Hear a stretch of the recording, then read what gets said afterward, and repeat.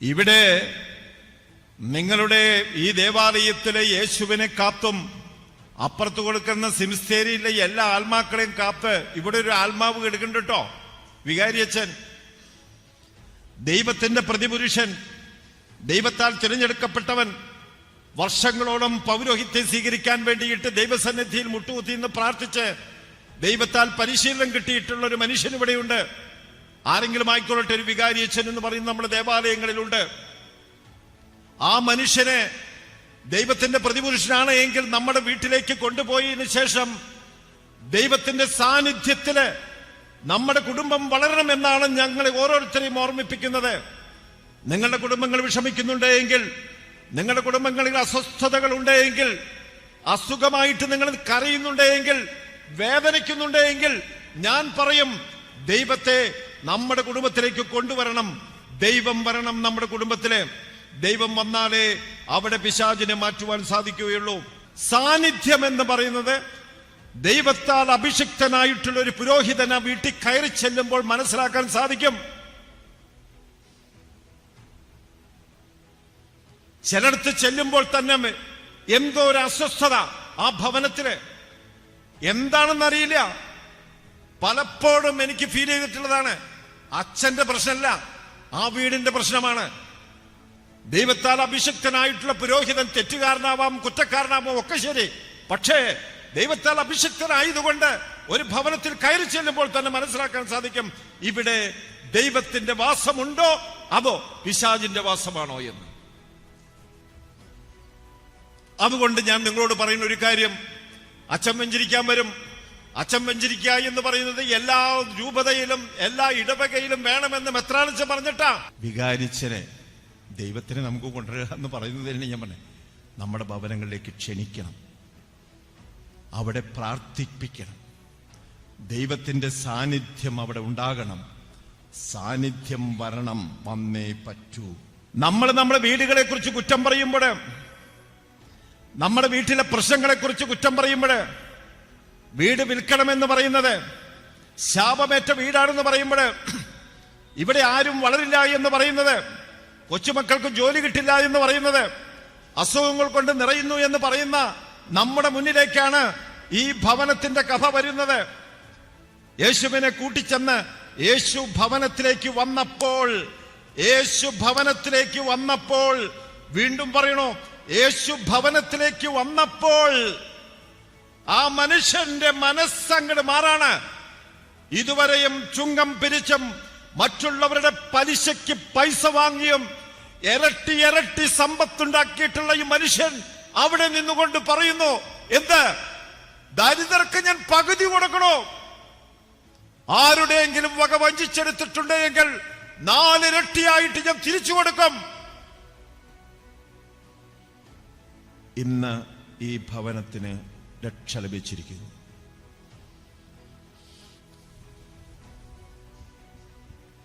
അപ്പോ എന്റെ മുന്നിലിരിക്കുന്ന സഹോദരങ്ങളോടും സഹോദരിമാരോടും പറയാനുള്ളത്, നമ്മുടെ വീടിന്റെ പ്രശ്നം എന്ന് പറഞ്ഞാൽ എന്താണ്?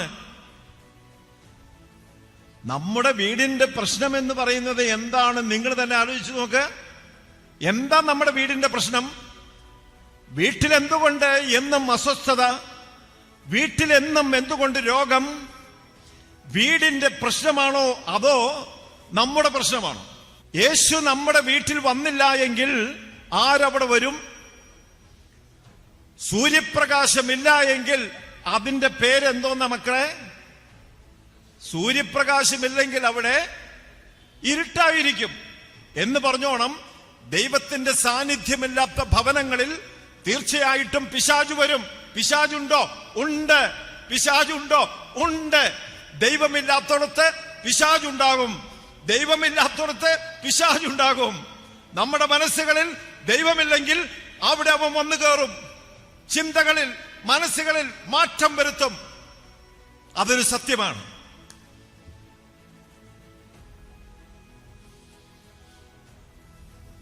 അപ്പൊ എന്ത് ചെയ്യും? ഇതാണൊരു സംഭവം.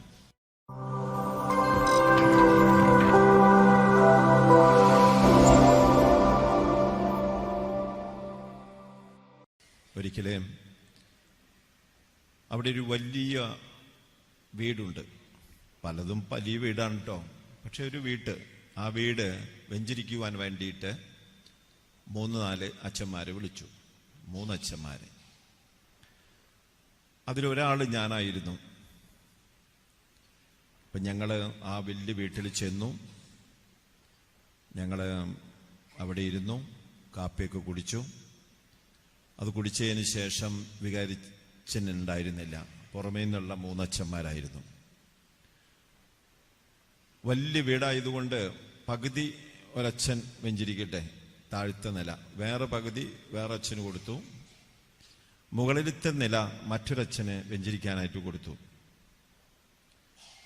ഞങ്ങൾ വെഞ്ചരിപ്പ് തുടങ്ങി. പല മുറികളും വെഞ്ചരിച്ച് പോകുന്നതിനിടയിൽ മുകളിലെ എന്തോ ഒന്ന് ഇടിഞ്ഞു പൊളിഞ്ഞു വീണൊരു ശബ്ദം കേട്ടു. ഞങ്ങളുടെ എല്ലാം വെഞ്ചരിപ്പ് കഴിഞ്ഞ് തിരിച്ചു വന്നപ്പോൾ അപ്പം ആ മുറിയിലെ മുകളിലേക്ക് പോയിട്ടുള്ള അച്ഛൻ താഴേക്ക് വീണ് ആകെ അവശനായി ഇവിടെ കൊണ്ടുവന്നിരുത്തിയിരിക്കുക. അദ്ദേഹം വെഞ്ചരിക്കുന്ന സമയത്ത് അവിടെ മുകളിൽ ഒരു മുറിയിൽ ചെന്ന് വെഞ്ചരിക്കുന്ന ആ അവസരത്തിൽ താഴേക്ക് തലയേറ്റി വീഴുകയാണ്. അപ്പൊ ഗൃഹനാഥൻ എന്തു പറഞ്ഞെന്നറിയാവോ? അച്ഛന്മാരെ, ഇതുകൊണ്ടാണ് ഞാൻ 3 പേരെ വിളിച്ചത്. ഈ വീടിന് എന്തോ പ്രശ്നമുണ്ട്. എന്താണ് പ്രശ്നമെന്ന് അറിയില്ല, പക്ഷെ എന്തോ പ്രശ്നമുണ്ട്. അതുകൊണ്ടാണ് 3 അച്ഛന്മാരെ വിളിച്ചത്. എന്തോ പ്രശ്നം ആ വീടിനുണ്ട്. ഇതുപോലെ തന്നെ ഈ കഴിഞ്ഞ 2 മാസം മുമ്പ് ഞാനൊരു വീട് വെഞ്ചരിക്കാൻ പോയി. തന്നെ ഉണ്ടായിരുന്നുള്ളൂ. വെഞ്ചരിപ്പൊക്കെ കഴിഞ്ഞു. വലതുവശത്തെ ഒരു മുറി, ആ മുറി അതിൽ കട്ടിലുമില്ല, കസേരയില്ല, മേശയില്ല, ഒന്നും ഇട്ടിട്ടില്ല. ബാക്കി എല്ലാ മുറികളും നിറച്ചിട്ടിട്ടുണ്ട്. അവര് വീട് പണിതതിന് ശേഷം ഏകദേശം 1 മാസം താമസിച്ചതിന് ശേഷമാണ് എന്നെ വിളിച്ചു കൊണ്ടുപോകുന്നത് വെഞ്ചരിക്കാൻ വേണ്ടിയിട്ട്. അവിടെ ചെന്നു. ഈ മുറി കണ്ടപ്പോൾ ഞാൻ ചോദിച്ചു, എന്തുകൊണ്ടാണ് ഈ മുറി ഇങ്ങനെ വെറുതെ ഇട്ടിരിക്കണേ? അപ്പൊ അവര് പറയുന്നത്, അച്ഛാ, ഞങ്ങള് അവിടെ കട്ടിലിട്ടിരുന്നായിരുന്നു, അവിടെ കിടന്നിരുന്നു. പക്ഷെ രാത്രി കിടക്കാൻ പറ്റണില്ല. ദുസ്വപ്നങ്ങൾ കൊണ്ട് നിറഞ്ഞിട്ടുള്ളത്. ആരോ ഞങ്ങളെ കൊല്ലാൻ പറഞ്ഞ പോലെ തോന്നണേ. അതുകൊണ്ട് ആ മുറിയിൽ ഞങ്ങൾ ആരും കിടക്കണില്ല, അത് ഉപയോഗിക്കണമില്ല. അത് ഞാൻ ഇവരിൽ നിന്ന് കേട്ടു. 2-3 മാസങ്ങൾക്ക് മുമ്പ് ഒരു ശവടപ്പിന് പോയി. ഒരു ബന്ധവുമില്ലാത്ത ഒരു വീടാണ് ശവടപ്പ് എന്ന് പറഞ്ഞു കഴിഞ്ഞാൽ. നമുക്ക് അടുത്ത ബന്ധത്തിൽപ്പെട്ടവർ മരിച്ചാലും ഒന്ന് പറയും, ഒന്ന് പോയി അച്ഛാ ഒന്ന് പ്രാർത്ഥിച്ചിട്ട് പോരെ. അങ്ങനെ ഞാനൊരു വീട്ടിൽ ചെന്നു. പ്രാർത്ഥനയൊക്കെ കഴിഞ്ഞു. ശവമെടുക്കാനായിട്ട് വീണ്ടും 2 മണിക്കൂറുണ്ട്. എന്നോട് പറഞ്ഞു, ഒരു ഗ്ലാസ് കാപ്പി കുടിച്ചിട്ട് പോവാച്ചാ. അത് വീട്ടിലല്ല ഒരുങ്ങിയിരിക്കുന്നത്, ഈ റോഡിന്റെ അപ്പുറത്തുള്ള വീട്ടിലാണ്. ഞാൻ നോക്കുമ്പോൾ ആ വീട് എനിക്ക് സുപരിചിതമാണ്. കാരണം എൻ്റെ സ്കൂളിൽ ആ കുട്ടികൾ പഠിച്ചിരുന്നു. ഞാൻ ആ വീട്ടിലേക്ക് പോയി. അവിടെ ചെന്ന് കാപ്പി, കേക്കിൻ്റെ കഷ്ണം ഇതൊക്കെ കഴിച്ചു കേട്ടോ. എന്നിട്ട് ഞാൻ സന്തോഷമായി എന്നൊക്കെ പറഞ്ഞ് കുറച്ച് കാര്യങ്ങളൊക്കെ പറഞ്ഞപ്പോൾ ആ ഗൃഹനാഥൻ പറഞ്ഞത്, അച്ഛാ, ഞങ്ങൾ അടുത്ത മാസം ഈ വീട്ടിൽ നിന്നും മാറും. ഇപ്പൊ ചോദിച്ചു, എന്താ പ്രശ്നം? അല്ല, ഞങ്ങളിത് വിറ്റു. ഈ വീട് വിറ്റ? ഇത്ര മനോഹരമായിട്ടുള്ള വീട്, സുന്ദരമായിട്ടുള്ള വലിയ വീട് വിറ്റോ നിങ്ങള്? വിറ്റു വെച്ചാ 1.25 കോടി രൂപ കിട്ടിയപ്പോ ഞങ്ങൾ വിറ്റു. അപ്പൊ ഞാൻ പറഞ്ഞു, പണം കിട്ടിയത് കൊണ്ടാണോ നിങ്ങളിത് വിറ്റത്? ഈ നല്ല റോഡ്, തൃശ്ശൂർക്കുള്ള റോഡ് എല്ലാം നിൽക്കുന്ന ഈ റോഡിന്റെ തൊട്ടടുത്ത് ഇത്രയും നല്ലൊരു വീട് കിട്ടുമോ? അതച്ചാ ശരിയാവില്ല. എന്താണ് നിങ്ങളുടെ പ്രശ്നം എന്ന് പറയും. അപ്പൊ അവര് പറഞ്ഞത്, അച്ഛാ, ഈ വീട്ടിൽ നിന്ന കുട്ടികൾക്ക് പഠിക്കാൻ തോന്നണില്ല. എൻ്റെ 3 കുട്ടികളും പഠിക്കാൻ ബുദ്ധിമുട്ടുന്ന ഒരു വീടാത്. ശരി, പിന്നെന്താ വിഷമം? രാത്രിയില് ക്ലോസറ്റ് വെള്ളം തുറന്നു വിടാം തന്നെ. ഇപ്പൊ അതൊരു പ്രശ്നമാണല്ലോ. വാതിൽ വന്ന് കൊട്ടി അടയ്ക്കപ്പെടുക, ജനലടയ്ക്കപ്പെടുക. ഈ വീട്ടിൽ താമസിക്കാൻ പറ്റില്ല ചാ. അതുകൊണ്ടാണ് ഞങ്ങള് ഇത് വിൽക്കാനായിട്ട് പോകുന്നത്. ഇപ്പൊ ഞാൻ ചോദിച്ചു, വല്ല അച്ഛന്മാരെ കൊണ്ടുവന്ന് വല്ലതും നിങ്ങള് വെഞ്ചിരിക്കെ വല്ലതൊക്കെ ചെയ്തിട്ടുണ്ടാ? അപ്പൊ ആള് പറഞ്ഞു 2-3 അച്ഛന്മാരെ കൊണ്ടുവന്ന് വെച്ചാ. ആരൊക്കെയാണെന്ന് ചോദിച്ചപ്പോൾ എല്ലാം പ്രഗത്ഭന്മാരായിട്ടുള്ള അച്ഛന്മാരെ വന്നേക്കണേ. അപ്പൊ ഞാൻ പറഞ്ഞു, ഇനി നിങ്ങളുടെ ഇഷ്ടം പോലെ ചെയ്തോളാൻ പറഞ്ഞു. 1.25 കോടിക്ക് ആ വീട് കൊടുത്തു എന്ന് തന്നെയുമല്ല, അവര് കറുകുറ്റിയിൽ വേറൊരു വീട് മേടിച്ച് താമസിക്കുകയാണ്.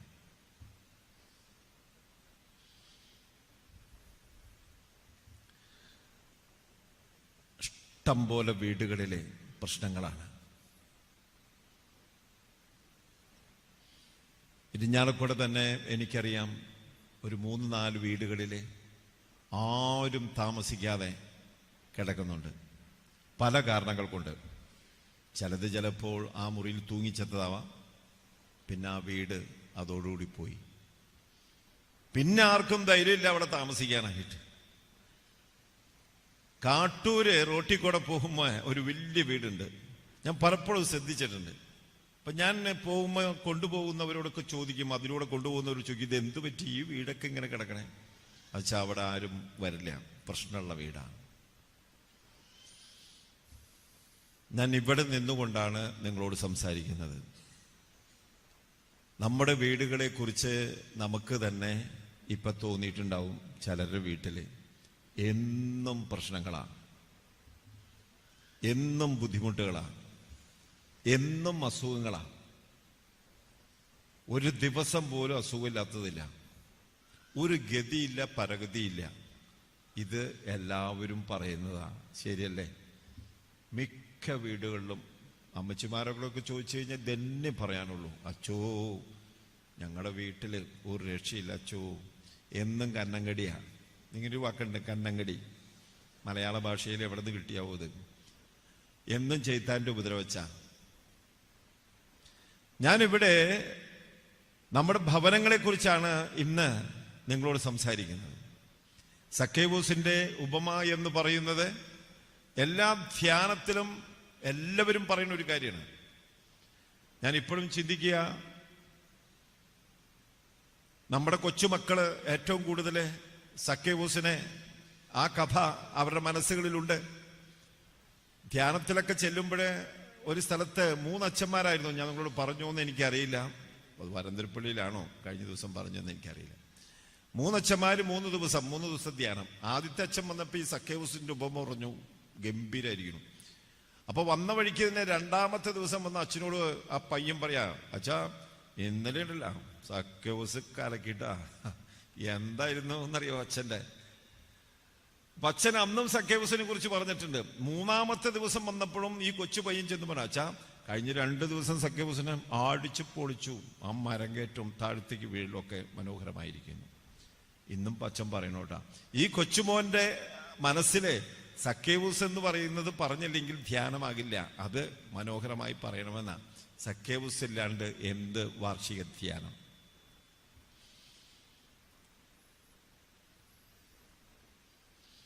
നമ്മുടെ വീടുകളിലേക്ക് നമ്മൾക്കൊന്ന് നോക്കാം. എന്തുമാത്രം പ്രശ്നങ്ങൾ, ബുദ്ധിമുട്ടുകൾ. എത്ര കാലമായി എന്നറിയാവോ ഒന്ന് സമാധാനത്തോടുകൂടി നമ്മുടെ കുടുംബങ്ങളിൽ കിടന്നുറങ്ങിയിട്ടുള്ളത്? ഇങ്ങനെയുള്ള കുടുംബങ്ങളുടെ മുന്നിലേക്കാണ് സക്കേവൂസ് എന്ന് പറയുന്ന മനുഷ്യന്റെ ചരിത്രവുമായി യേശുനാഥൻ ആ സംഭവം ഈ സ്ലീഹന്മാര് എഴുതി വെച്ചത്. സക്കേവൂസ് എന്ന് പറയുന്ന മനുഷ്യൻ ചുങ്കക്കാരനായിരുന്നു, പ്രമാണിയായിരുന്നു. ഞാൻ ഇന്നലെ ഇത് പറഞ്ഞോ? ഇന്നലെ ഇത് പറഞ്ഞ ചുങ്കക്കാരനായിരുന്നു, പ്രമാണിയായിരുന്നു. ആ നാട്ടിലെ ഏറ്റവും വലിയ പണക്കാരനായിരുന്നു ഈ സക്കേവൂസ് എന്ന് പറഞ്ഞ മനുഷ്യൻ. പക്ഷെ അയാൾക്കൊരു പ്രശ്നമുണ്ട്. എന്തെന്നറിയാവോ? പൊക്കല്ല, കുള്ളന. പക്ഷേ ഈ ധനികനായിട്ടുള്ള മനുഷ്യന് യേശുവിനെ കുറിച്ച് അവൻ കേട്ടിട്ടുണ്ട്. അത്ഭുതങ്ങൾ ചെയ്തുകൊണ്ട് കടന്നു പോകുന്ന യേശുവിനെ കുറിച്ച് വളരെ വ്യക്തതയോടുകൂടി ഈ മനുഷ്യൻ കേട്ടിട്ടുണ്ട്. പക്ഷെ കാണാൻ സാധിച്ചിട്ടില്ല. ഒരിക്കലെങ്കിലും കാണണമെന്ന്, യേശുവിനെ കാണണമെന്ന് ആഗ്രഹിച്ചിരുന്നു ഈ മനുഷ്യൻ. ഒരിക്കല് ഒന്ന് കാണണം. അതുകൊണ്ടാണ് ഈ ജെറൂക്കയിലേക്കുള്ള ആ യാത്രയിലെ ഈ മനുഷ്യൻ അദ്ദേഹത്തെ കാണാനായിട്ട് ആഗ്രഹിച്ചിരുന്നത്, ദൈവത്തെ കാണാനായിട്ട് ആഗ്രഹിച്ചിരുന്ന പ്രമാണി ചുങ്കക്കാരൻ. ഇയാൾക്ക് മരം കയറാൻ അറിയുമെന്ന് എനിക്ക് തോന്നുന്നില്ല. പക്ഷേ യേശുവിനെ കാണാൻ വേണ്ടിയിട്ടുള്ള ആഗ്രഹം കൊണ്ട് അവിടെ നിന്നിരുന്ന ഒരു മരത്തിന്റെ മുകളിലേക്ക് ഈ മനുഷ്യൻ കയറുകയാണ്.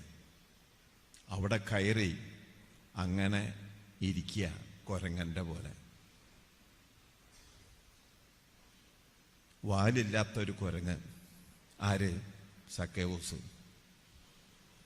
ധനികനാണ്, ചുങ്കക്കാരനാണ്, സമൂഹത്തിലെ വലിയൊരു വ്യക്തിയാണ്. എന്നിട്ട് ഈ മനുഷ്യൻ, ഒരിക്കൽ പോലും മരം കയറാൻ പറ്റാത്ത മനുഷ്യൻ, ദൈവത്തെ കാണണം, യേശുവിനെ കാണണം എന്നുള്ള ആഗ്രഹം കൊണ്ട് മാത്രമാണ് ഈ മനുഷ്യൻ ഈ മരത്തിന്റെ മുകളിൽ കയറിയിരുന്നത്. ദൈവത്തെ കാണണം, കണ്ടേ അടങ്ങും.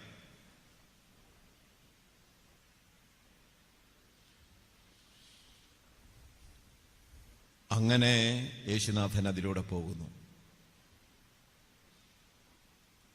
അദ്ദേഹം വഴിയിലൂടെ പോണ സമയത്തൊന്ന് മുകളിലേക്ക് നോക്കിയപ്പോൾ ദേ ഇരിക്കണു ഒരാള്, മരത്തിന്റെ മുകളിലിരിക്കണു. ഇടിഞ്ഞു പൊളിഞ്ഞു വീഴുമെന്നറിയില്ല. ഒറ്റ കാര്യം പറയുള്ളൂ, സക്കേവൂസേ നീ താഴെ ഇറങ്ങി വാ, വാ വാ, ഇവിടെ ഇറങ്ങിയതേ. അയാൾ വിചാരിച്ചത് ആരും കാണില്ല എന്നായിരുന്നു. ഒരിക്കൽ പോലും ആരും ശ്രദ്ധിക്കില്ല എന്ന് വിചാരിച്ചിട്ടാണ് ഈ മനുഷ്യൻ ആ മുകളിൽ കയറിയിരിക്കണേ. ഇല ചിലപ്പം മറച്ചിട്ടുണ്ടാവും, കൊമ്പുകളിലെ ഇലകള്.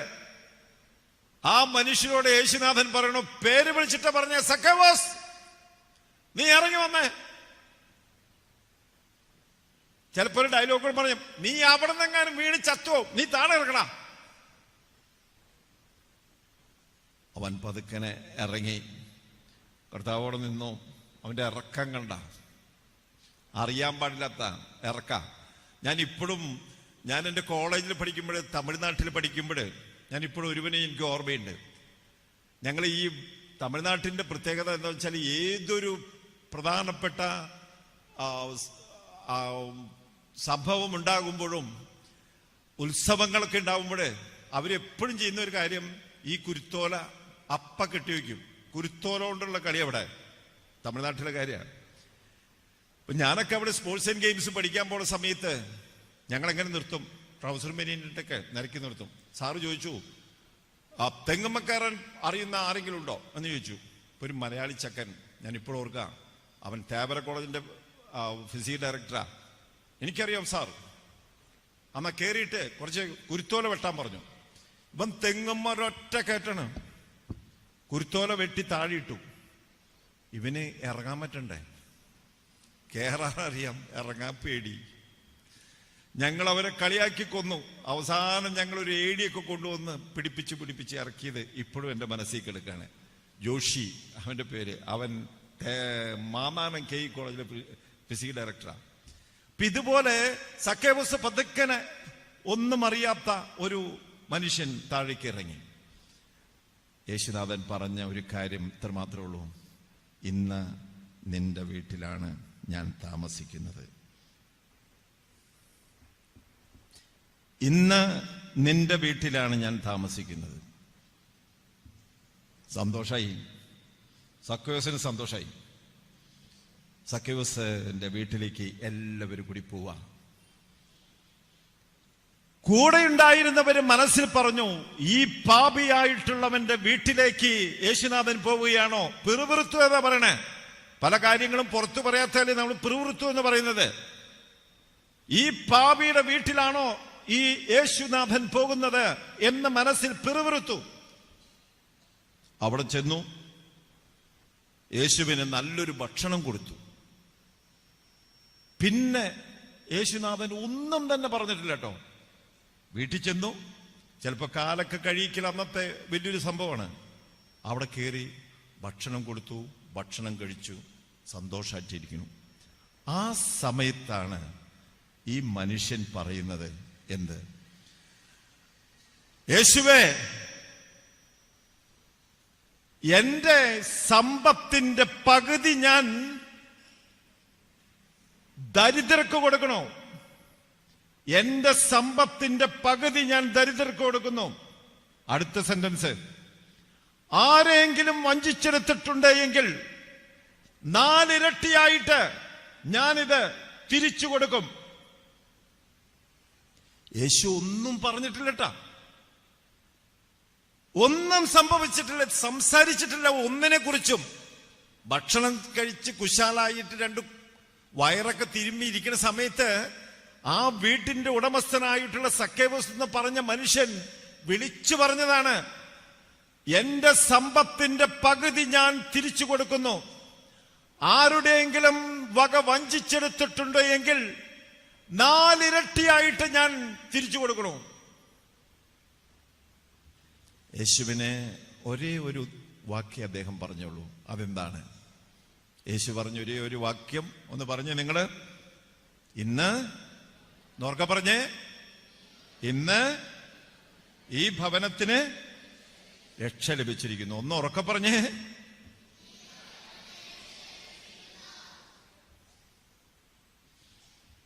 പ്രിയരെ, ഇത് ഞാൻ പറയാൻ ഒരു കാരണമുണ്ട് കേട്ടോ. എന്താണെന്നറിയാവോ? നമ്മൾ നമ്മുടെ വീടുകളെ കുറിച്ച് കുറ്റം പറയുമ്പോൾ, നമ്മുടെ വീട്ടിലെ പ്രശ്നങ്ങളെ കുറിച്ച് കുറ്റം പറയുമ്പോൾ, വീട് വിൽക്കണമെന്ന് പറയുന്നത്, ശാപമേറ്റ വീടാണെന്ന് പറയുമ്പോൾ, ഇവിടെ ആരും വളരില്ല എന്ന് പറയുന്നത്, കൊച്ചുമക്കൾക്ക് ജോലി കിട്ടില്ല എന്ന് പറയുന്നത്, അസുഖങ്ങൾ കൊണ്ട് നിറയുന്നു എന്ന് പറയുന്ന നമ്മുടെ മുന്നിലേക്കാണ് ഈ ഭവനത്തിന്റെ കഥ വരുന്നത്. യേശുവിനെ കൂട്ടിച്ചെന്ന് യേശു ഭവനത്തിലേക്ക് വന്നപ്പോൾ, വീണ്ടും പറയണോ, യേശു ഭവനത്തിലേക്ക് വന്നപ്പോൾ ആ മനുഷ്യന്റെ മനസ്സങ്ങട് മാറാണ്. ഇതുവരെയും ചുങ്കം പിരിച്ചും മറ്റുള്ളവരുടെ പലിശയ്ക്ക് പൈസ വാങ്ങിയും ഇരട്ടി സമ്പത്തുണ്ടാക്കിയിട്ടുള്ള ഈ മനുഷ്യൻ അവിടെ നിന്നുകൊണ്ട് പറയുന്നു, എന്ത്? ദരിദ്രർക്ക് ഞാൻ പകുതി കൊടുക്കണോ? ആരുടെയെങ്കിലും വക വഞ്ചിച്ചെടുത്തിട്ടുണ്ടെങ്കിൽ 4 ഇരട്ടിയായിട്ട് ഞാൻ തിരിച്ചു കൊടുക്കും. ഇന്ന് ഈ ഭവനത്തിന് രക്ഷ ലഭിച്ചിരിക്കുന്നു.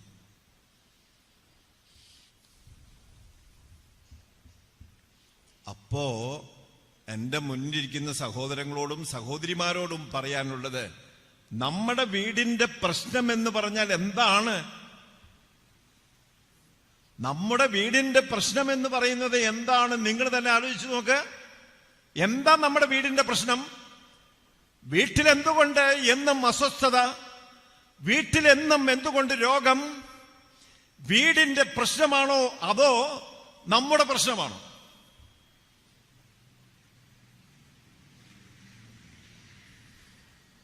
മറ്റൊരു വിധത്തിൽ നിങ്ങളോട് പറയാം, നമ്മുടെ വീട്ടില് യേശുനാഥൻ ഇല്ല എങ്കിൽ അവിടെ ആര് വരും? യേശു നമ്മുടെ വീട്ടിൽ വന്നില്ല എങ്കിൽ ആരവിടെ വരും? സൂര്യപ്രകാശമില്ല എങ്കിൽ അതിന്റെ പേരെന്തോന്ന മക്കളെ? സൂര്യപ്രകാശമില്ലെങ്കിൽ അവിടെ ഇരുട്ടായിരിക്കും എന്ന് പറഞ്ഞോണം. ദൈവത്തിന്റെ സാന്നിധ്യമില്ലാത്ത ഭവനങ്ങളിൽ തീർച്ചയായിട്ടും പിശാചു വരും. പിശാചുണ്ടോ? ഉണ്ട്. പിശാചുണ്ടോ? ഉണ്ട്. ദൈവമില്ലാത്തടത്ത് പിശാചുണ്ടാകും. ദൈവമില്ലാത്തടത്ത് പിശാചുണ്ടാകും. നമ്മുടെ മനസ്സുകളിൽ ദൈവമില്ലെങ്കിൽ അവിടെ അവൻ വന്നു കയറും. ചിന്തകളിൽ, മനസ്സുകളിൽ മാറ്റം വരുത്തും. അതൊരു സത്യമാണ്.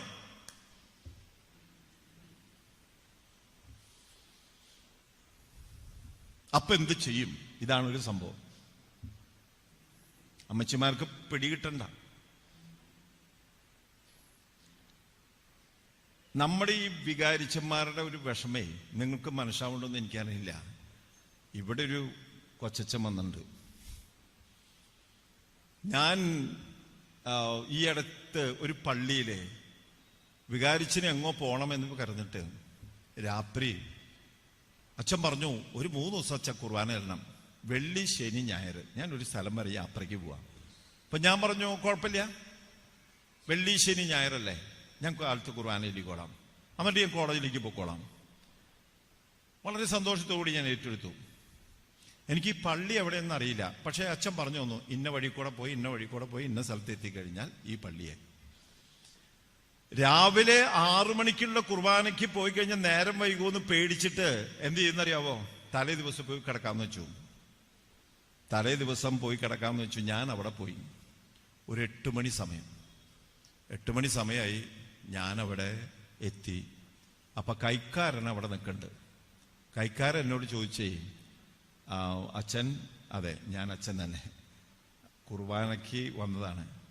ഓ, വികാരിച്ചൻ പറഞ്ഞിരുന്നു നാളെ ഇവിടെ ഒരു അച്ഛൻ വരും, അച്ഛൻ കുർബാനയിലേക്കോടുന്നു. ആ അച്ഛനാണോ? അതെ, ഞാൻ തന്നെ. അച്ഛൻ ഇന്നിവിടെ കിടക്കുമോ? ഇന്ന് ഞാൻ കിടന്നോളാം. അച്ഛന്മാരുടെ സ്ഥലത്ത് ഗസ്റ്റിന് കിടക്കാനുള്ള റൂം എനിക്ക് തുറന്നു തന്നു. നല്ല റൂം, കുഴപ്പമൊന്നുമില്ല. അവിടെ കട്ടിലുണ്ട്, ഒരു കിടക്കയുണ്ട്, ഒരു തലോണിയുണ്ട്, ഇനഫ്, ഇഷ്ടം പോലെ. സന്തോഷത്തോടു കൂടി അവിടെ കിടക്കാം എന്ന് കരുതിപ്പോൾ ഇയാൾ ചോദിച്ചു, ഭക്ഷണം വല്ലതും കഴിച്ചാച്ചൻ? അപ്പം ഞാൻ പറഞ്ഞു, ഭക്ഷണമൊന്നും വേണ്ട, അച്ഛൻ്റെ ഊട്ടുമുറിയിൽ വല്ല പഴം ഉണ്ടെങ്കിൽ അത് ഞാൻ കഴിച്ചാൽ മതി. അച്ഛൻ ഭക്ഷണം കഴിക്കണം, ഞാൻ എപ്പോൾ വരാം എന്ന് പറഞ്ഞിട്ടൊരു പോക്ക് പോയി. 1/2 മണിക്കൂർ സൈക്കിൾ ചവിട്ടി പോയിട്ട് ആള് ചപ്പാത്തിയും കുറുമയും കൊണ്ടുവന്നു. അപ്പം ഞാൻ ചോദിച്ചു, എന്താ എത്ര നേരം വൈകിയേ? ഇവിടെ ഒരു ചായപ്പിടി അടുത്ത് വേണ്ട അച്ഛാ, ഇപ്പം ഞാൻ പോയി വേറെ റൂട്ടിൽ പോയിട്ട് വന്നിട്ടാണ് ഇത് കൊണ്ടുവന്നത്. എനിക്ക് തന്നു, ഞാൻ കഴിച്ചു, സന്തോഷമായി. അപ്പം ആള് പറഞ്ഞു, അച്ഛൻ ആ മുറിയിൽ കിടന്നോളേ. പിന്നെ എന്താ വിഷമം? എങ്കിലും എനിക്കൊരു പേടി. കാരണം അടുത്തൊരൊറ്റ വീടില്ല. ഇവിടെയൊക്കെ ദേ അടുത്ത് അപ്പുറം ഇപ്പുറമൊക്കെ വീടുണ്ട്, അവിടെ ഒരൊറ്റ വീടില്ല. ഞാൻ കിടന്ന മുറി ചൂടോട് ചൂട്. ഇപ്പം ജനല അങ്ങോട്ട് തുറന്നു. ജനല തുറന്നപ്പോ സിംസ്തേരി. ഈ പള്ളി പരിചയമില്ലല്ലോ. കണ്ടിട്ട് ഇന്നലെ മിഞ്ഞാമ ഏതെങ്കിലും ഒരെണ്ണത്തിന് കൊണ്ടുവന്ന് വെച്ചിട്ടുണ്ടെന്ന് തോന്നുന്നു. മണ്ണൊക്കെ നല്ല പച്ച മണ്ണ് പോലെ ഇരിക്കുന്നു. ഒരു നോട്ടം നോക്കിയുള്ളൂ, ഞാൻ ജനലടച്ചു. ഈ രാത്രി എങ്ങനെ കഴിയും?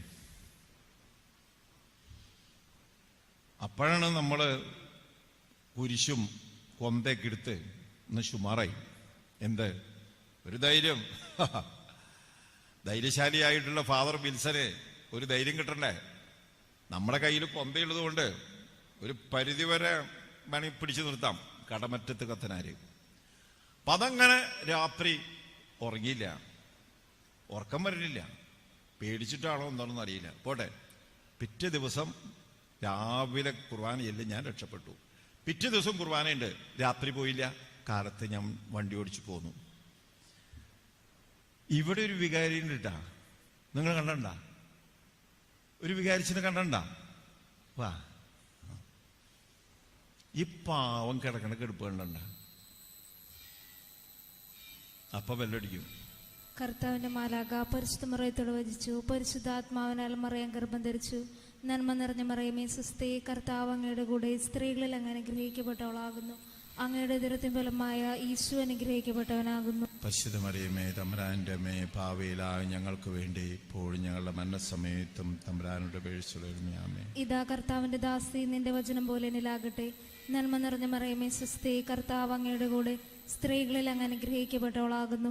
അങ്ങയുടെ ഉദരത്തിൻ ഫലമായ ഈശോ അനുഗ്രഹിക്കപ്പെട്ടവനാകുന്നു. പരിശുദ്ധ മറിയമേ തമ്പുരാന്റെ അമ്മേ, പാപികളായ ഞങ്ങൾക്ക് വേണ്ടി ഇപ്പോഴും ഞങ്ങളുടെ മരണസമയത്തും തമ്പുരാനോട് അപേക്ഷിച്ചുകൊള്ളണമേ. വചനം മാംസമായി നമ്മുടെ ഇടയിൽ വസിച്ചു. നന്മ നിറഞ്ഞ മറിയമേ സ്വസ്തി, കർത്താവ് അങ്ങയുടെ കൂടെ സ്ത്രീകളിൽ അങ്ങ് അനുഗ്രഹിക്കപ്പെട്ടവളാകുന്നു.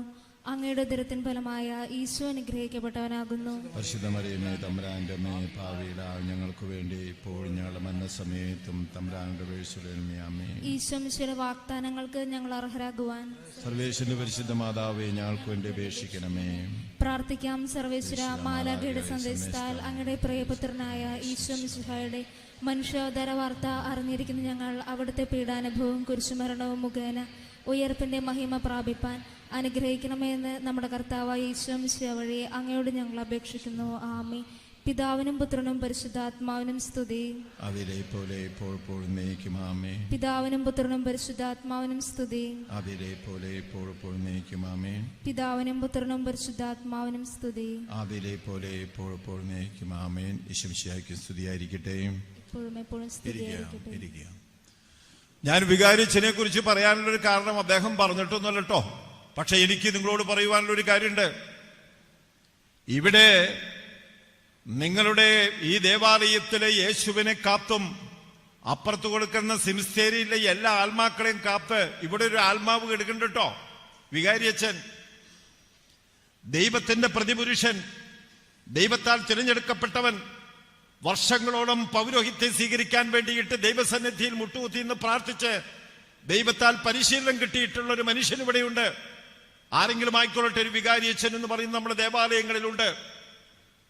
ആ മനുഷ്യനെ ദൈവത്തിന്റെ പ്രതിപുരുഷനാണ് എങ്കിൽ നമ്മുടെ വീട്ടിലേക്ക് കൊണ്ടുപോയതിനു ശേഷം ദൈവത്തിന്റെ സാന്നിധ്യത്തില് നമ്മുടെ കുടുംബം വളരണമെന്നാണ് ഞങ്ങളെ ഓരോരുത്തരെയും ഓർമ്മിപ്പിക്കുന്നത്. നിങ്ങളുടെ കുടുംബങ്ങൾ വിഷമിക്കുന്നുണ്ടെങ്കിൽ, നിങ്ങളുടെ കുടുംബങ്ങളിൽ അസ്വസ്ഥതകൾ ഉണ്ടെങ്കിൽ, അസുഖമായിട്ട് നിങ്ങൾ കരയുന്നുണ്ടെങ്കിൽ, വേദനിക്കുന്നുണ്ടെങ്കിൽ, ഞാൻ പറയും ദൈവത്തെ നമ്മുടെ കുടുംബത്തിലേക്ക് കൊണ്ടുവരണം. ദൈവം വരണം നമ്മുടെ കുടുംബത്തിലെ. ദൈവം വന്നാലേ അവിടെ പിശാചിനെ മാറ്റുവാൻ സാധിക്കുകയുള്ളൂ. ഒരു കാര്യം ഞങ്ങൾ നിങ്ങളോട് തുറന്നു പറയാം. ഞാൻ ഈ കഴിഞ്ഞ ദിവസം പുതുക്കാട് പോയി ഒരു വീട്ടിൽ ചെന്നു ഇരുന്നു. അസുഖമായിട്ടുള്ളവനെ കാണാൻ പോയതാണ്. എന്തുണ്ടായെന്നറിയാവോ? എനിക്ക് ആ മുറിയിലിരുന്നിട്ട് വലിയ അസ്വസ്ഥത. എന്റെ ഈ രണ്ട് കവിളിന്റെ ഈ വശം കിടന്നിട്ട് ഇങ്ങനെ പടക്ക. വീട്ടിൽ കയറി ചെന്നപ്പോ തന്നെ ഒരു അസ്വസ്ഥതയുണ്ട്. അവരുടെ പിതാവ് വന്നു. കണ്ടപ്പോ തന്നെ തോന്നി ഇവൻ മുഴുക്കുടീനുള്ള ദൈവമേ, മുഖം കൊണ്ടറിയാം. ഞാൻ ഒന്നും മിണ്ടിയില്ല. ഞാൻ അവിടുത്തെ ഒരു പയ്യൻ മോട്ടോർ ആക്സിഡന്റിൽ പെട്ടിട്ട് കിടക്കുന്നത് കാണാൻ പോയതാണ്. അവന്റെ മുറിയിൽ കയറിയപ്പോൾ തന്നെ എനിക്ക് തോന്നി ഈ കുടുംബത്തിൽ എന്തോ പ്രശ്നമുണ്ട്. ദുഃഖപുത്രിയായിട്ടുള്ള അമ്മ വന്ന് എനിക്കൊരു നാരങ്ങ വെള്ളം തന്നു. അനിയൻ അവിടെ ജീവിക്കുന്നു. ആ കുടുംബം ഞാൻ ചോദിച്ചപ്പോൾ വാടകയ്ക്ക് താമസിക്കുന്നത് അച്ഛാ, ഞങ്ങൾ വേറൊരു വീട് പണിയുന്നുണ്ട്. എന്തെങ്കിലും ആയിക്കൊള്ളട്ടെ, പക്ഷെ ആ വീട്ടിൽ കയറി ചെല്ലുമ്പോൾ തന്നെ നമുക്കറിയാൻ സാധിക്കും. ഓരോ വീട്ടിലുമുള്ള സാത്താന്റെ പ്രസൻസ്, സാന്നിധ്യം എന്ന് പറയുന്നത് ദൈവത്താൽ അഭിഷിക്തനായിട്ടുള്ള ഒരു പുരോഹിതൻ ആ വീട്ടിൽ കയറി ചെല്ലുമ്പോൾ മനസ്സിലാക്കാൻ സാധിക്കും. ചിലടത്ത് ചെല്ലുമ്പോൾ തന്നെ എന്തോ ഒരു അസ്വസ്ഥത ആ ഭവനത്തില്. എന്താണെന്നറിയില്ല. പലപ്പോഴും എനിക്ക് ഫീൽ ചെയ്തിട്ടുള്ളതാണ്. അച്ഛന്റെ പ്രശ്നമല്ല, ആ വീടിന്റെ പ്രശ്നമാണ്. ദൈവത്താൽ അഭിഷിക്തനായിട്ടുള്ള പുരോഹിതൻ തെറ്റുകാരനാവാം, കുറ്റക്കാരനാവാം, ഒക്കെ ശരി.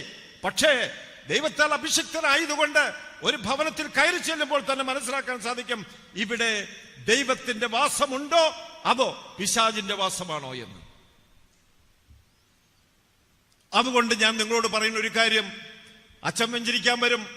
അച്ഛൻ വെഞ്ചരിക്കുക എന്ന് പറയുന്നത് എല്ലാ രൂപതയിലും എല്ലാ ഇടവകയിലും വേണമെന്ന് മെത്രാനിച്ച പറഞ്ഞിട്ടാ വരുന്നുണ്ട്. ഇരിഞ്ഞാലക്കുട രൂപതയിൽ 3000 കുടുംബങ്ങളാണ്. അവിടുത്തെ വെഞ്ചരിപ്പ് എങ്ങനെയെന്നറിയാവോ? കൊച്ചച്ഛൻ കേൾക്കണ്ട, 15 മിനിറ്റ് കൊച്ചച്ഛൻ അച്ഛന്മാർ ഇവിടുന്ന് വന്നു കയറി. നമുക്ക് പ്രതിഷ്ഠ നടത്തി വെഞ്ചരിപ്പിന്റെ സാധനം കൊണ്ടുവന്ന് എല്ലായിടത്തും വെള്ളം വെച്ചിരിച്ചു. എല്ലാവർക്കും സുഖല്ലേ? അതെ, പോട്ടെ, കഴിഞ്ഞു.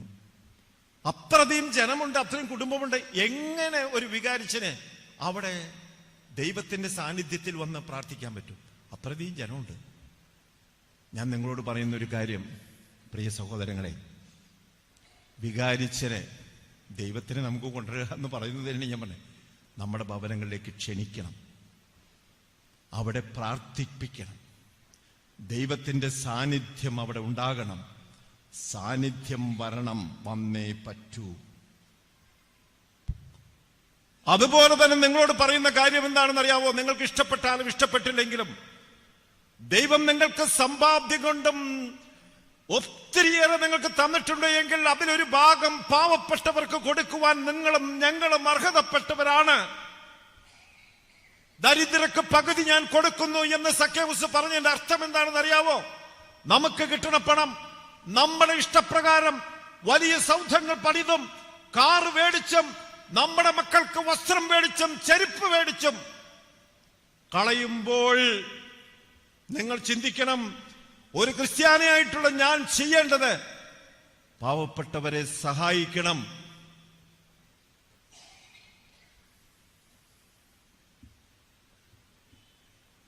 പലർക്കും ഇത് ദഹിക്കില്ല. ഞാൻ കോളേജില് എല്ലാ ദിവസവും 5000 കുട്ടികളെ കാണാം. ഓരോ കുട്ടികൾ ഇട്ടുവരുന്ന ഡ്രസ്സ് കാണണം. എനിക്ക് കൊതിയായിട്ടൊന്നുമല്ല, എനിക്ക് ലോവിട്ടിട്ട് ഞാൻ നിൽക്കണേ. 5 മീറ്റർ തുണി, പിന്നെ അതിൻ്റെ അടിയിൽ ട്രൗസറാണോ ബനിയനാണോ എന്ന് നിങ്ങൾക്കൊന്നും അറിയില്ലല്ലോ. ചിലപ്പോൾ അല്ല ഓട്ടയുള്ള 2 പാൻസ് ഉണ്ടാവും. ഓട്ട നിങ്ങൾ കാണില്ലല്ലോ, ഓട്ട അന്വേഷിച്ച് വരെയും വേണ്ട. പിന്നെ 2 ചെരുപ്പ്.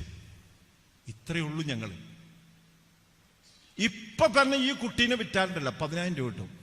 സ്വർണ്ണടക്കം നോക്കണം.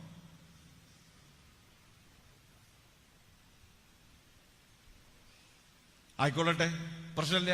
നിങ്ങളുടെ മക്കള് 2 സ്വർണം, മോതിരം, ചമ്മല് അല്ല കമ്മല് ഒക്കെ ഉണ്ട്. തള, വള, ആയിക്കൊള്ളട്ടെ, ഡ്രസ്സ്. ഒരു സ്കൂളിലെ കുട്ടികളെ കുറിച്ച് അവരുടെ പാരന്റ് പറഞ്ഞ് ഓർക്കാണ്, അച്ചോ ആ സ്കൂളിൽ കൊണ്ടുവന്ന് ചേർത്തതേ പ്രശ്നമായി. എന്തത്ര വലിയ പ്രശ്നം? പണക്കാര് പഠിക്കുന്ന ഒരു സ്കൂളാത്. താൻ തന്നെ കൊണ്ടുപോയി ചേർത്ത് അബദ്ധം പറ്റിയച്ചാ എല്ലാവരും പറഞ്ഞു അവിടെ സ്കൂളിനെ പഠിപ്പിക്കണേ ഇംഗ്ലീഷ് മീഡിയം. അപ്പൊ ഞാൻ ചോദിച്ചു, എന്താ പ്രശ്നം? അവരുടെ ജട്ടി പോലും ഒരേപോലത്തേന്ന്. ആഹാ, ജോക്കിയമ്മ എന്തുട്ടനാവോ, ജോവാക്കിയ.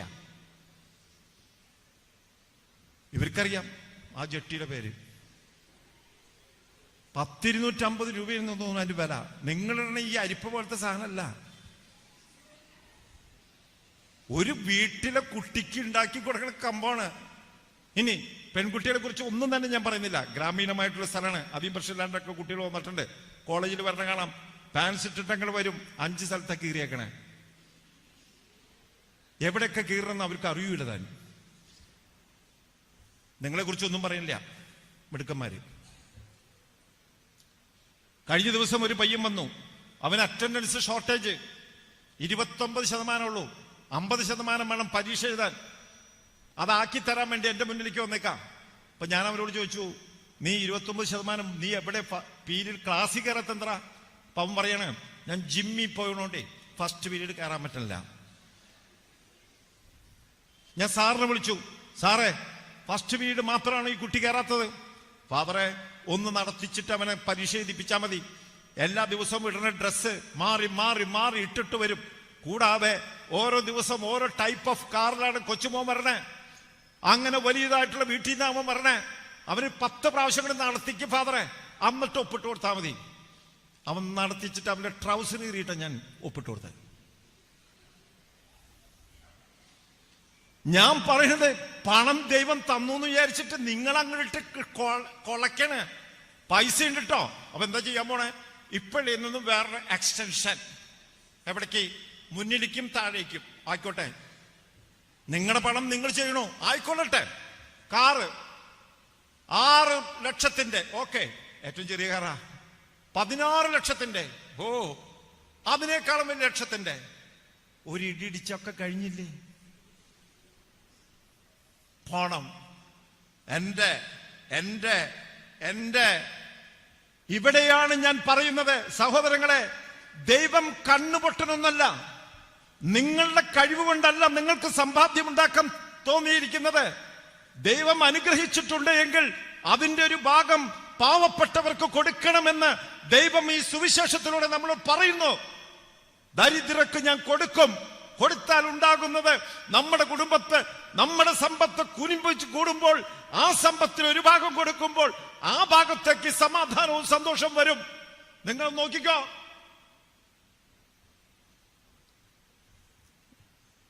ഇന്ന് വീട്ടിൽ പോയിട്ട് ആരെങ്കിലും പകുതി കൊടുക്കുകയാണെങ്കിൽ ഒന്നില്ലെങ്കിൽ എനിക്ക് തന്നോളൂ, നാളെ കുറച്ച് പൈസ കിട്ടൂല.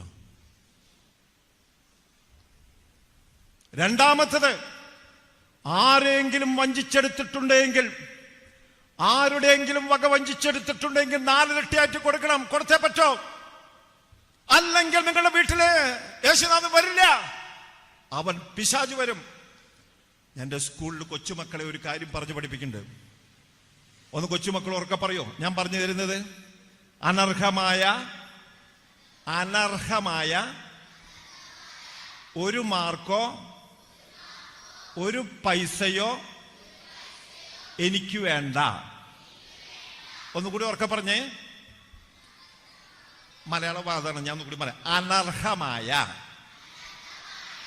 ഒരു മാർക്കോ ഒരു പൈസയോ എനിക്ക് വേണ്ട. കുട്ടികളെ ഞാൻ LKG കുട്ടികളെ 12ാം ക്ലാസ് വരെ പഠിപ്പിച്ചപ്പോൾ എല്ലാ ദിവസവും പറഞ്ഞു കൊടുക്കുന്ന ഇനി തന്നെ എന്ന് പറഞ്ഞേ.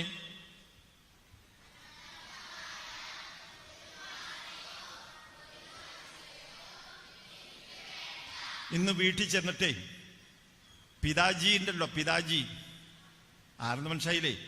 ഹിന്ദിമേം പോലോ സമച്ച ചെവിയിൽ പറയണം. എന്നിട്ട് പറയണ്ടേ? എന്ന് പറഞ്ഞേ, എന്താ പറയണ്ടേ?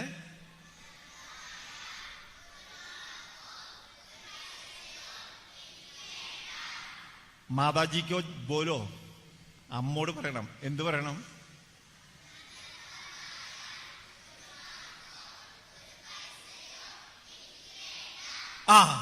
അപ്പ കിട്ടും, ചൂലും കിട്ടും. ഒന്ന് കേട്ടാ, എല്ലാവിധ ഭാവങ്ങളും.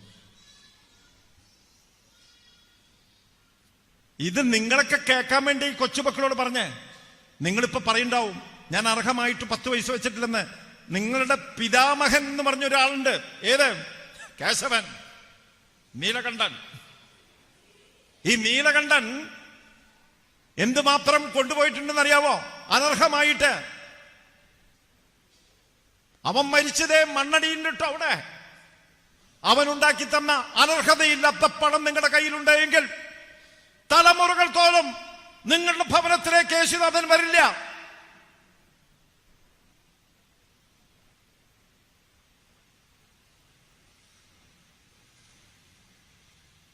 മറ്റുള്ളവരുടെ എന്തെങ്കിലും നിങ്ങളുടെ കൈകളിലുണ്ടെങ്കിൽ, സമ്പത്തായിട്ട് നിങ്ങൾ സൂക്ഷിക്കുന്നുണ്ടെങ്കിൽ, വർഷങ്ങൾക്ക് മുമ്പ് നിങ്ങളുടെ അപ്പനോ അപ്പാപ്പനോ നിങ്ങൾക്ക് തന്നിട്ടുള്ള അർഹതയില്ലാത്ത പണം നിങ്ങളുടെ കയ്യിലുണ്ടെങ്കിൽ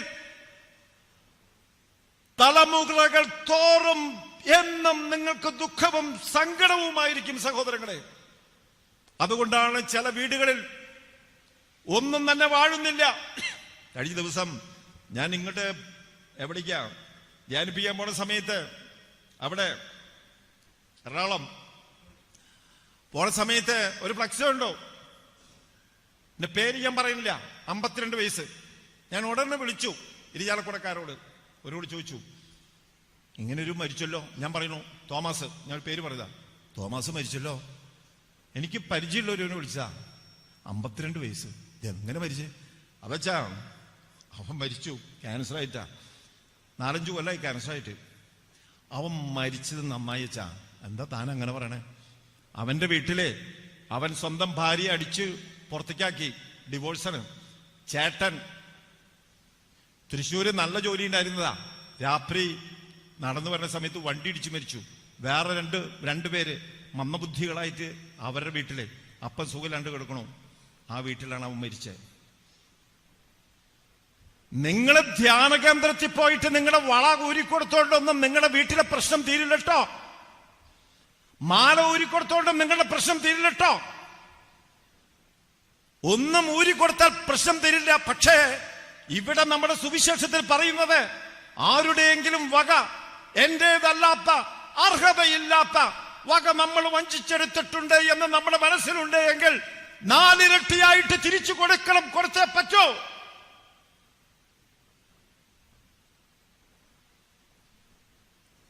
അപ്പോൾ ദൈവം പറയും, ഈ വീടിന് രക്ഷ പ്രാപിച്ചിരിക്കുന്നു, ഈ വീടിന് രക്ഷ പ്രാപിച്ചിരിക്കുന്നു.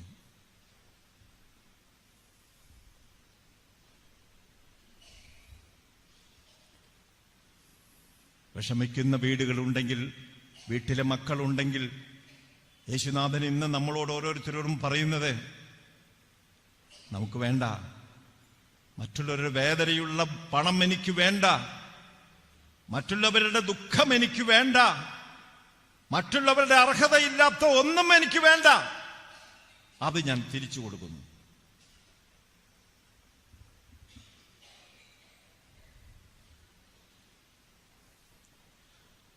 ഞാൻ പണ്ട് വളരെ വർഷങ്ങൾക്ക് മുമ്പ് 3 പഠിക്കുന്ന ദിവസം ക്ലാസ്സിൽ എൻ്റെ അപ്പൻ ഹെഡ് മാസ്റ്ററായിരുന്നു. ഒരു ദിവസം ഓഫീസിലേക്ക് വിളിച്ചു. ഓഫീസിലേക്ക് വിളിച്ചിട്ട്, ഇങ്ങോട്ട് വന്നേ. വന്നു. എൻ്റെ അപ്പൻ്റെ കളിപ്പേര് അടി ഔസോ എന്നാണ്. എന്ന് പറഞ്ഞാൽ അടിയുടെ ആശാന, ഹെഡ് മാസ്റ്ററാണ്. ജോസഫ് സാർ എന്ന പേര്, അടി ഔസോ. വടി എടുത്തിട്ട് 2 എണ്ണം നമ്മുടെ കുഞ്ഞിച്ചന്തിക്ക് ഇത്രയും വലിപ്പമുണ്ടായില്ല, നല്ല 2 എണ്ണം അങ്ങോട്ട് പൂട്ടി തന്നു. ഇപ്പോഴും വടി കിടക്കുന്നുണ്ട്, നോക്കാൻ വരണ്ട. 2 എണ്ണം അങ്ങോട്ട് കീച്ചി തന്നു. പൊക്കോളം പറഞ്ഞു. ആ കിട്ടിയ ചൂടിൽ ഞാൻ 100 മീറ്റർ ഓട്ടം. എവിടേക്ക്? ക്ലാസ്സിലേക്ക്. ചിരിക്കൊന്നും വേണ്ട, നിങ്ങൾക്കൊന്നും ഈ കാലത്ത് ഈ സാധനം കിട്ടണില്ലല്ലേ, അതിൻ്റെ കുറവുണ്ട് നിങ്ങളുടെ മുഖത്ത്. എന്നിട്ട് ചെന്ന് ക്ലാസ് റൂമിൽ ഇരുന്ന് കരഞ്ഞ ഭയങ്കര വെച്ച്. അപ്പൻ എന്തിനടിച്ചു എന്ന് എനിക്കറിയില്ല, എന്തിനടിച്ചു എന്നൊക്കറിയില്ല. ഞാൻ അമ്മോട് ചെന്ന് പറഞ്ഞു, അമ്മേ ഇന്ന് എന്നെ എല്ലാ ഓഫീസിൽ അപ്പം വന്ന് എന്നെ അടിച്ചു, ഓഫീസിലിട്ട്. എന്തെന്നറിയില്ല എന്നെ അടിച്ചത്. അപ്പൊ അമ്മ അവിടെ പഠിപ്പിക്കുന്ന അമ്മ ടീച്ചറാ അവിടുത്തെ, ആ സ്കൂളിൽ തന്നെ. നിന്റെ മുറിയിൽ വേറൊരുവൻ അവിടെ നിൽക്കണ്ട, നീ കണ്ടോ? ഉവ്വ. ആരാ? ഭരതൻ. ഓ, ഭരതനസേയ് ഭരതൻ. അവൻ എന്തിനാ അവിടെ നിന്നെന്ന് നിനക്കറിയോ? എനിക്കറിയില്ല അമ്മ. നിനക്ക് അവൻ കാലത്ത് വല്ലതും തന്നാ? ഉവ്വാ. എന്തോന്നാ? ഒരു ഉണ്ടംപൊരി. ആ, അത് നിനക്ക് തന്നാ? മുഴുവനായിട്ട് തന്നില്ല, ഒരു കടി മാത്രമേ തന്നുള്ളൂ. നീ കടിച്ചാ? ഉവ്വ, ഒരു കടി കടിച്ചു ഞാൻ. ആ കടിക്കണ ഈ അടി. അവന്റെ അച്ഛന്റെ കീശേന്ന് പൈസ കട്ടെടുത്ത് കൊടുത്തിട്ട് തൊട്ടപ്പുറത്തെ ചായപ്പിടേന്ന് ഉണ്ടംപൊരി മേടിച്ചിട്ടേ അത് നിനക്ക് ഒരു കടി തന്നാ? ഉവ്വ. നീ അത് തിന്നാ? ഉവ്വ. അതിനാ നിനക്ക് കിട്ടിയ. അവന്റെ അച്ഛൻ വന്നിരുന്നു പൈസ കാണാനെന്ന് പറഞ്ഞിട്ട് അവനെ വിളിപ്പിച്ചു. അവനെ വിളിപ്പിച്ചപ്പോൾ അവൻ പറഞ്ഞു ഉണ്ടംപൊരി മേടിച്ചു എന്ന്. ഉണ്ടംപൊരി മേടിച്ചിട്ട് നീ എന്താ ചെയ്തെന്ന് ചോദിച്ചു. സാറിന്റെ മോന് ഒരു കടി കൊടുത്തു എന്ന് പറഞ്ഞു. ആ കടിയാണ് സാറ് അടിയേറ്റ് തന്നെ. ഇന്നിപ്പോ ഉണ്ടംപൊരി കാണുമ്പോ പേടിയാ. ഇവിടെ ഉണ്ടംപൊരി കൊണ്ടുവന്ന് വെച്ചിട്ടില്ല. കഴിഞ്ഞ ധ്യാനത്തിന് ആ വികാരിച്ചന് എന്നും ഉണ്ടംപൊരി, എന്നെ പേടിപ്പിക്കാൻ. അറിഞ്ഞുകൂട്ടി ചെയ്താണെന്ന് എനിക്കറിയില്ല. ഇന്നും പേടിയാ. അർഹതയില്ലാത്ത ഒരുവന്റെ 10 പൈസ നമുക്ക് വേണ്ട, വേണ്ട നമുക്ക്. ഞാൻ ദുബായി പോയിട്ടാ, ഇപ്പൊ പോവാൻ പോണുണ്ട് കേട്ടാ. ഞാൻ അവിടെ നടന്നുകൊണ്ടിരിക്കുന്ന സമയത്തെ ഒരു കോയൻ അവിടെ കിടക്കണം. ഞാൻ വലിയ കാര്യത്തിന് ആരുമില്ല, മണലാരണ്യല്ലേ, എടുത്ത് കീശയിലിട്ടു. ഞാൻ അനിയന്റെ വീട്ടിലെ താമസിച്ചിരുന്നേ. അനിയന്റെ അടുത്ത് വന്നപ്പോ ഡാ മണലിൽ കിടന്നിട്ടൊരു കോയൻ. എന്റെ പൊന്ന് ചേട്ടാ, എവിടെയൊക്കെ CCTV ഉണ്ടെന്നറിയാവോ? പോലീസ് ഇപ്പൊ വരും. ആ പൈസ അവിടെ കിടന്നോട്ടെ എന്ന് വെക്കാൻ പാടുള്ളൂ. അവിടെ ചേട്ടൻ എടുത്തോണ്ടെന്ന് എന്തിനാ? എടാ അത് വെറുതെ കിടക്കാണ്, വെറുതെ മണലിൽ കിടക്ക. അതൊന്നും ഇവിടെ പാടില്ല. ചേട്ടനൊരു കെട്ട് പൈസ തന്നെ അവിടെ നിന്ന് കിട്ടിയെന്ന് വെച്ചോ, എടുക്കരുത് കേട്ടോ. അവിടെ നിന്ന് കെട്ടി വെച്ചിരിക്ക, ജയിലിൽ പോണ്ടി വരും.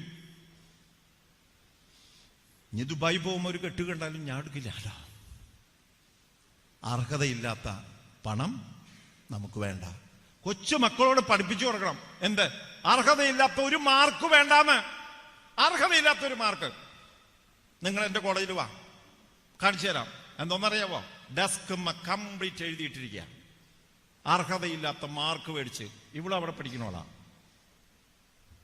ഓരോ പരീക്ഷയും പോളിഷ് ചെയ്തുകൊണ്ടിരിക്കുക. അർഹതയില്ലാത്ത മാർക്ക് എങ്ങനെയെങ്കിലും കിട്ടിയാൽ മതി പിള്ളേർക്ക്. അതിന് പാരന്റ്സ് ചൂട് വെച്ച് കൊടുക്കണമുണ്ട്. ഞാൻ സ്കൂളിൽ പഠിച്ചതുകൊണ്ടാണ്. അച്ചോ എന്തേ 98% മാർക്കുള്ളൂ, 2% കുറഞ്ഞു പോയി അച്ഛാ. ഈ പ്രിൻസിപ്പാളിന് ഇതുവരെ 50-ൽ കൂടുതൽ മാർക്ക് കിട്ടിയിട്ടില്ല. ആ ആളോടാണ് ഇവർ 98% കണക്ക് പറയണേ.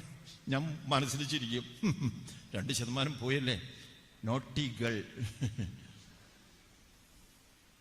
ഉള്ളിലും തൊട്ട പറയണേ, പ്രിൻസിപ്പളെ നീ 50% കിട്ടാത്തവനാ. എളന്തിക്കൽ സ്കൂളിൽ ഞാൻ പഠിച്ചിരുന്നേ, ഇവിടെ അടുത്ത്.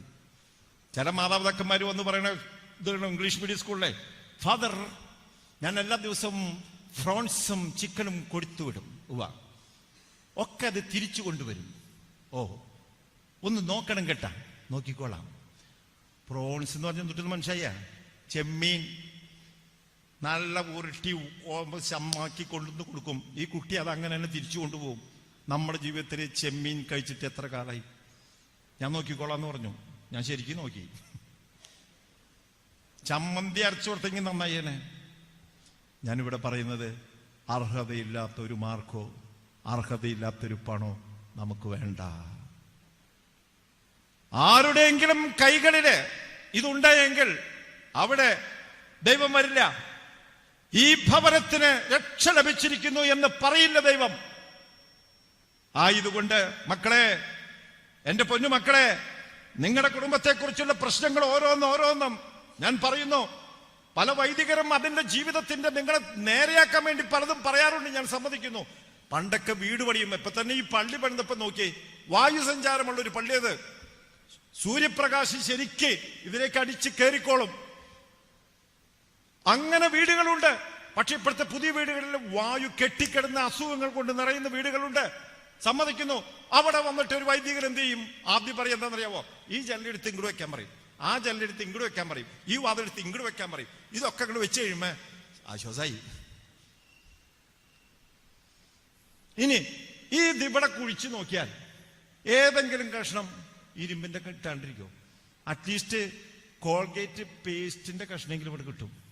2 അടി കുടിച്ചാൽ മതി. അതെടുത്തിട്ട് കാണിച്ചിട്ട് പറഞ്ഞു, ഇതാണ് നിങ്ങളുടെ ഭവനത്തിന്റെ പ്രശ്നം, ഇത് ഞാൻ കൊണ്ടക്കോളാം. പേസ്റ്റിന്റെ കഷ്ണേ. സമാധാനായി. മക്കളെ, ഇതൊക്കെ ഒരു ഡാവ. അതിനേക്കാൾ ഉപരി നമ്മുടെ കുടുംബത്തെ, നമ്മുടെ ദൈവത്തെ കൊണ്ടുപോകണം. നമ്മുടെ ദൈവം വരുമ്പോഴേ നമ്മുടെ കുടുംബത്തിന് രക്ഷ പ്രാപിക്കും. നമ്മുടെ മനസ്സ് മാറും. ഇന്ന് കുമ്പസാരിച്ച് ദൈവം നിങ്ങളുടെ മനസ്സിലേക്ക് വന്നില്ലേ? പരിശുദ്ധ കുർബാന സ്വീകരിച്ച് നമ്മുടെ ഹൃദയങ്ങളിലേക്ക് ദൈവം വരുന്നില്ലേ? ആ ദൈവം നമ്മുടെ ഭവനത്തിലേക്ക് വരുമ്പോൾ അവിടെ നമുക്ക് മാനസാന്തരത്തിന്റെ വാക്കുകൾ പറയാൻ സാധിക്കണം. ആർക്കെങ്കിലും വക പറ്റിച്ചെടുത്തിട്ടുണ്ടെങ്കിൽ 4 ഇരട്ടിയായിട്ട് ഞാൻ കൊടുക്കും. എന്റെ സമ്പത്തിൽ ഒരു ഭാഗം ഞാൻ പാവപ്പെട്ടവർക്ക് വേണ്ടി കൊടുക്കും. അപ്പ യേശുനാഥൻ പറയും, ഈ വീടിന് രക്ഷ ലഭിച്ചിരിക്കുന്നു. സന്തോഷമായിട്ട് വീട്ടിൽ താമസിച്ചോ. നമുക്കൊന്ന് എഴുന്നേറ്റ് നിൽക്കാം സ്വല്പസമയം പ്ലീസ്. ദൈവസന്നിധിയിൽ നമുക്കൊന്ന് പ്രാർത്ഥിക്കാം. ഈ പ്രാർത്ഥന ഈ ഇടവകയിലെ എല്ലാ ഭവനങ്ങളിലും എത്തണം. നിങ്ങൾക്കറിയാവുന്ന വീടുകളിലെ പ്രശ്നങ്ങളുള്ള വീടുകൾക്ക് മുഴുവനുമായിട്ട് നിങ്ങൾ പ്രാർത്ഥിക്കണം. വേദനിക്കുന്ന നിരവധിയായിട്ടുള്ള വീടുകൾ, വലിയതായിട്ടുള്ള സൗധങ്ങൾ പോലുള്ള വീടുകൾ ഉണ്ടായിട്ടും രാത്രിയിൽ ഉറക്കം കെട്ടുന്ന ഒത്തിരിയേറെ അനുഭവങ്ങളുള്ള വീടുകൾ, എന്നും വീട്ടിൽ അസുഖങ്ങൾ നിറഞ്ഞുകൊണ്ടിരിക്കുന്ന വീടുകൾ, ഒരു അസുഖം മാറി മറ്റൊരു അസുഖത്തിലേക്ക് മാറിക്കൊണ്ടിരിക്കുന്ന ഒരു അവസ്ഥ, ഒരിക്കൽ പോലും വീടിന് ഗതിയില്ലാതെ വരുന്ന അവസ്ഥ, മക്കൾ തലതിരിഞ്ഞു പോകുന്ന ഒരു വലിയൊരു സന്ദർഭം, ഒരിക്കൽ പോലും ഒരു മക്കളും ഗതി പിടിക്കാത്ത അവസ്ഥ, ഒരു കച്ചവടം തുടങ്ങിക്കഴിഞ്ഞാൽ എപ്പോഴും പൊട്ടിപ്പൊളിഞ്ഞ്, മറ്റൊരു പ്രസ്ഥാനം തുടങ്ങി അതും പൊട്ടിപ്പൊളിഞ്ഞ്, ഒരു ഗതിയുമില്ലാതെ പരഗതിയുമില്ലാത്ത ഒത്തിരി മനുഷ്യരുടെ കുടുംബങ്ങൾ. നമുക്ക് നമ്മുടെ കുടുംബത്തെക്കുറിച്ച് മാത്രമല്ല ചിന്തിക്കേണ്ടേ, അവർക്ക് വേണ്ടി ചിന്തിച്ച് നമുക്കൊന്ന് പ്രാർത്ഥിക്കാം. എല്ലാവരും കൈകൾ കൂപ്പി ദൈവസന്നിധിയിൽ നമുക്ക് പ്രാർത്ഥിക്കാം. ഞാൻ ചൊല്ലിത്തരുന്ന പ്രാർത്ഥന ചൊല്ലുക. ദൈവമേ ദൈവമേ ദൈവമേ ദൈവമേ ഞങ്ങളുടെ ഭവനത്തിലേക്ക് അങ്ങ് കടന്നു വരേണമേ. ദൈവമേ ഞങ്ങളുടെ ഭവനത്തിലേക്ക് അങ്ങ് കടന്നു വരേണമേ. കടന്നു വരേണമേ. ഞങ്ങളുടെ ഭവനത്തിൽ നീ വസിക്കണമേ. നീ വസിക്കണമേ. നീ വസിക്കണമേ. ഞങ്ങളുടെ മനസ്സുകൾക്ക് ഞങ്ങൾക്ക് മനസ്സുകൾക്ക് മാനസാന്തരം വരുത്തണമേ. മാനസാന്തരം വരുത്തണമേ. യേശുവേ യേശുവേ അങ്ങ് തന്ന എല്ലാ സമ്പാദ്യത്തിനും ഞങ്ങൾ നന്ദി പറയുന്നു. ഞങ്ങൾ നന്ദി പറയുന്നു. പാവപ്പെട്ടവർക്ക് വേണ്ടി ഞങ്ങൾ ഞങ്ങളുടെ സമ്പാദ്യത്തിന്റെ ഒരംശം നൽകുവാൻ ഞങ്ങൾ സന്നദ്ധമാണ്. ഞങ്ങൾ സന്നദ്ധമാണ്. ഞങ്ങൾ സന്നദ്ധമാണ്. ആരുടെയെങ്കിലും വക വഞ്ചിച്ചെടുത്തിട്ടുണ്ടെങ്കിൽ ഞങ്ങളോട് ക്ഷമിക്കണമേ. പൊറുക്കണമേ. ഞങ്ങളുടെ പിതാമഹന്മാരിലൂടെ ഞങ്ങളിൽ എത്തിച്ചേർന്നിരിക്കുന്ന അനർഹമായിട്ടുള്ള സമ്പത്ത് 4 ഇരട്ടിയായിട്ട് ഞങ്ങൾ തിരിച്ചു കൊടുക്കും. ദൈവമേ ഞങ്ങളുടെ ഭവനത്തിന് രക്ഷ കൈവരണമേ. ഞങ്ങളുടെ മക്കളെ അനുഗ്രഹിക്കണമേ. സമാധാനവും സന്തോഷവും ഞങ്ങളുടെ കുടുംബങ്ങളിൽ ഉണ്ടാകട്ടെ. യേശുവേ ഞങ്ങളുടെ ഭവനത്തിലേക്ക് കടന്നു വന്ന് ഞങ്ങളെ ആശ്വസിപ്പിക്കണമേ. ഞങ്ങൾക്ക് സമാധാനവും സന്തോഷവും നിറഞ്ഞ ഒരു കുടുംബജീവിതം ഞങ്ങൾക്ക് നൽകണമേ. യേശുവേ വരേണമേ. കരുണ തോന്നണേ. എന്നിൽ അലിവു തോന്നണേ. പാപിയാണു ഞാൻ നാഥ, പാപിയാണു ഞാൻ. കരുണ തോന്നണേ. എന്നിൽ അലിവു തോന്നണേ. പാപിയാണു ഞാൻ നാഥ, പാപിയാണു ഞാൻ.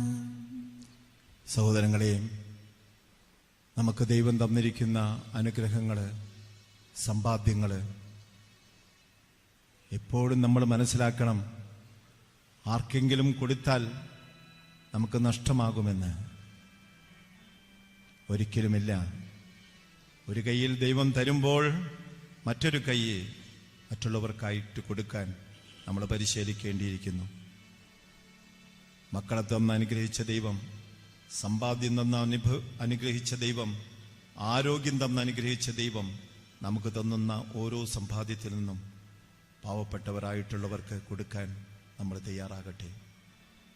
ദൈവം അപ്പോൾ നമ്മുടെ ഭവനത്തിലേക്ക് വരും. നമ്മുടെ ഭവനത്തിൽ എന്നും ദൈവം വസിക്കും. നിങ്ങളുടെ ഓർമ്മകളിൽ ആരുടെയെങ്കിലും വക അനർഹമായിട്ടുള്ളത് നമ്മുടെ ഭവനത്തിൽ വന്നു ചേർന്നിട്ടുണ്ട് എന്ന് നിങ്ങൾക്ക് തോന്നുന്നുണ്ടോ എങ്കിൽ അത് തിരിച്ച് കൊടുക്കാനും, അവർ ജീവിച്ചിരിക്കുന്നില്ല എങ്കിൽ അത് നമ്മുടെ പള്ളിയിൽ നമ്മുടെ വികാരിച്ചൻ്റെ സന്നിധിയിലേക്ക് കൊടുക്കാനും നമ്മൾ തയ്യാറാവണം. സമാധാനവും സന്തോഷവും നമ്മുടെ കുടുംബത്തിനും മക്കൾക്കും ഉണ്ടാകും. അത് തീർച്ചയാണ്. ദൈവത്തിൻ്റെ അനുഗ്രഹം ഉണ്ടാകട്ടെ. ദൈവത്തിൻ്റെ കൃപ നമ്മുടെ കുടുംബത്തോടു കൂടി ഉണ്ടാകട്ടെ. ഒന്നുകൂടിയും ഗാനം ആലപിക്കാം. കരുണ തോന്നണമേ. കരുണ തോന്നണേ. എന്നിൽ അലിവു തോന്നണേ. പാപിയാണു ഞാൻ നാഥ, പാപിയാണു ഞാൻ. കരുണ തോന്നണേ. എന്നിൽ അലിവു തോന്നണേ. പാപിയാണു ഞാൻ നാഥ, പാപിയാണു ഞാൻ. കൈകൾ കുരിശിന്റെ രൂപത്തിൽ പിടിച്ചുകൊണ്ട് നമുക്ക് ഗാനം ആലപിക്കാം. കരുണ തോന്നണേ. എന്നിൽ അലിവു തോന്നണേ. പാപിയാണു ഞാൻ നാഥ, പാപിയാണു ഞാൻ. കരുണ